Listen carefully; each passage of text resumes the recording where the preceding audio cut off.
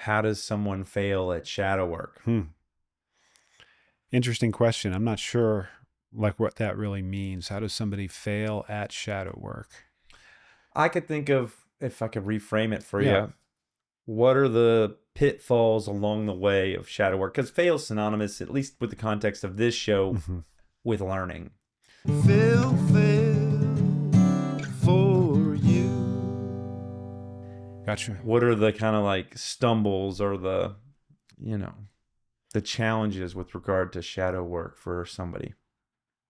Well, I mean, I think one thing is that if I think shadow work is a magic pill and that it's going to change everything overnight, then I'm not going to get the results that I'm looking for. I have to recognize that the complex shadows that are driving my life, the things that I'm not really clear about in my consciousness, that are driving my behavior and not getting the results that I want, they've taken a while to kind of get put together. They didn't happen overnight. So I think someone who comes into it with an idea that going through a shadow work process is going to just change everything magically from one day to the next, they're not going to get the result they're looking for.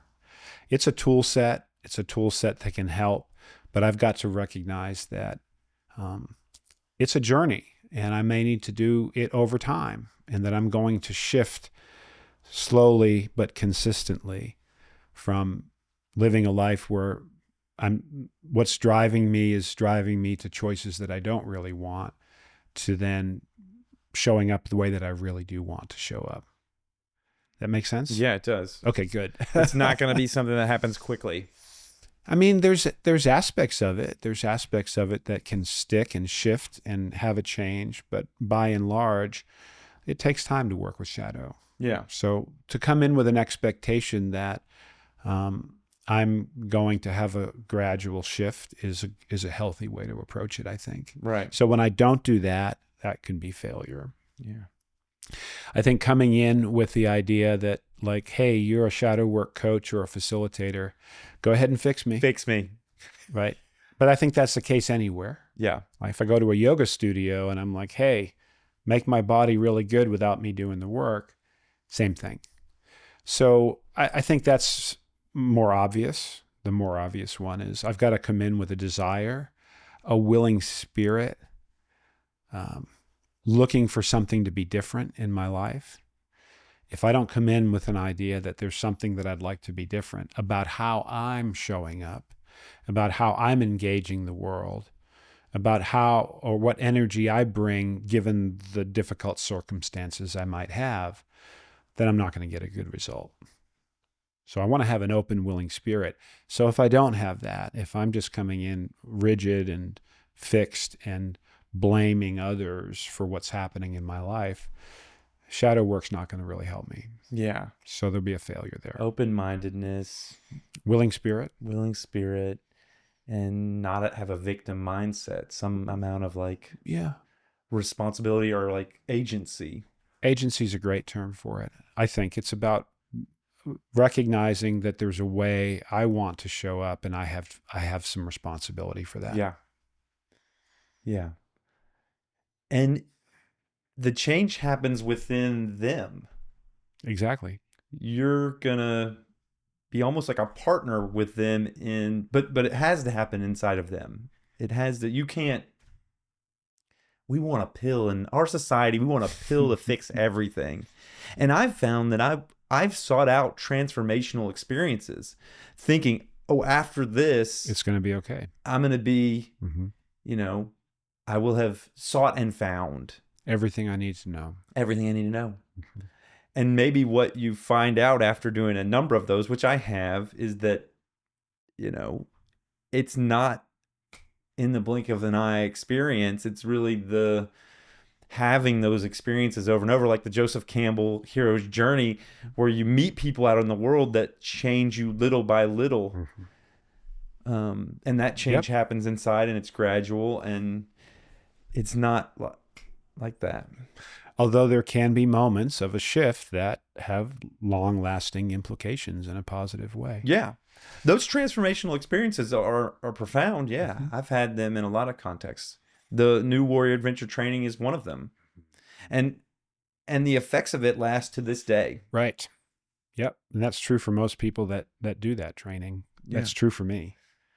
And I did that training 14 years ago, almost 15 years ago. And the experiences I had being facilitated with a shadow work process while I was being certified, training to be certified as a shadow work facilitator, also stick with me in their own ways. And some of them are conscious ways and some of them are unconscious ways. I used to bite my fingernails a lot when I was young, or starting when I was young, all the way through adulthood. And there was an anxiety and underlying energy in me that had me and I don't bite my fingernails anymore. Right? But I don't think about it. It's not a conscious thing. You didn't say, I want to stop biting my fingernails. Mm-mm. The I energy. thought I've said that before. I've had that idea. You didn't do a process. I didn't do a process to say I'm going to stop biting my fingernails. As I've done my work over time, that anxious energy that has been inside of my body's been released. Yeah. And one impact of that is I don't bite my fingernails. When I think about this gradual change over time, Mm-hmm. I think of unraveling. Mm-hmm. Or I'm reminded of this show and the experience I have. I'll have this conversation with you, and this will be like our first wave for me. Yep. And then I'll edit it. And when I'm editing it, I'll be with you and I'll be with us and I'll have new revelations. And that's almost like the subconscious unraveling that happens in the aftermath of a transformational experience. Exactly. There's a churning. There's it takes a while to understand. Like you could say something when a child is 15 that they don't get until they're 38. Yep. You know? Yes. Their mind has to churn. Their subconscious has to churn on that for a while. It reminds me of when the student is ready, the teacher appears, kind of a thing, right? But yeah, I'll continue to have awarenesses. I recently traveled to gather with the certified shadow work facilitators in North America. Yeah, about 3 weeks ago, and part of that process it's our recertification that we do. It's required every 2 years, but I like to go every year, because it's a powerful experience and a very supportive experience. But each of us facilitates twice during this 4-day period and is facilitated once. So each of us steps out on the carpet and says, all right, this is what I'd like to have. This is how I'd like to be, what I'd like to feel, the energy or characteristics I'd like to bring to my life right now that I'm having a little difficulty with. And then I'm facilitated to work through that. Well, I just had a really powerful experience around, this awareness of these whispers that still exist in my head that say things like, you're broken, there's something wrong with you. And those started at 5 years old. Because of whether they wanted to or not, my family members kind of helped with that. And I love my family. And, they were a product of their environment. Yet here I am 3 weeks from that, and I'm still, having awarenesses pop up like, oh yeah. And it's integrating still. Like one of the things I came away with was like an affirmation that I really was able to connect with is that I'm zesty. I have a zest for life because that's what I was looking for. Things had gotten a little stagnant for me. Yeah. And for me, I'm a big introvert. That zest is a quiet zest. I'm not the guy that's out in the middle of the room yelling and hooting and hollering. But there's a curiosity to that. And I noticed coming here today, I have this energy of, wow, this is cool. I'm curious to see how this goes. Yeah.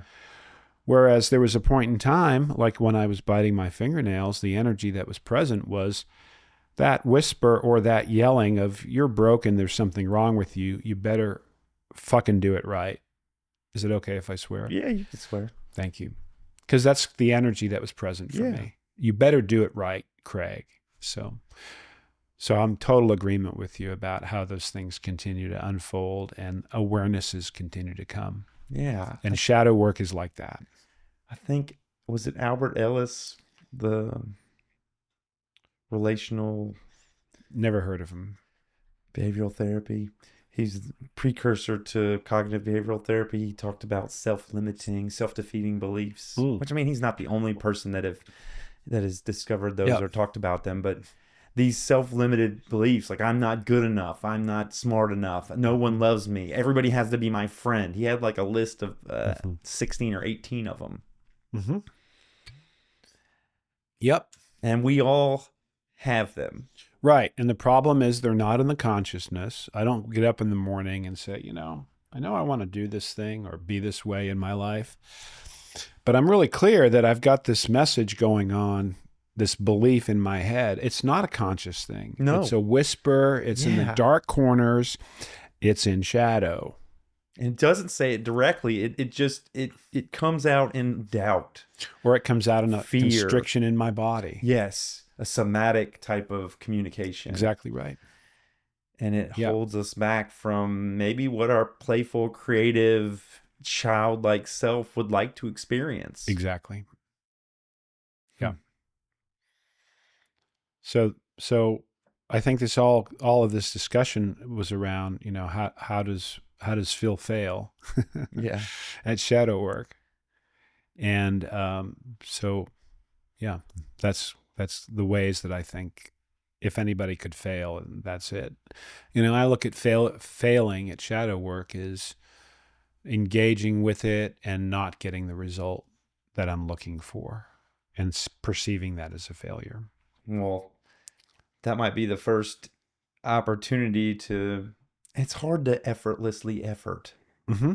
It's hard to do something without an end goal in mind. Mm-hmm. There's some balance or some tightrope we're walking of having a vision, having a North Star, but being open to uncertainty and where it might flow kind of around that directionality. Yeah. You know what I mean? Yeah, because it's not usually a straight line. It's not a straight line. And I would say, this is probably true for you, and it's true for me.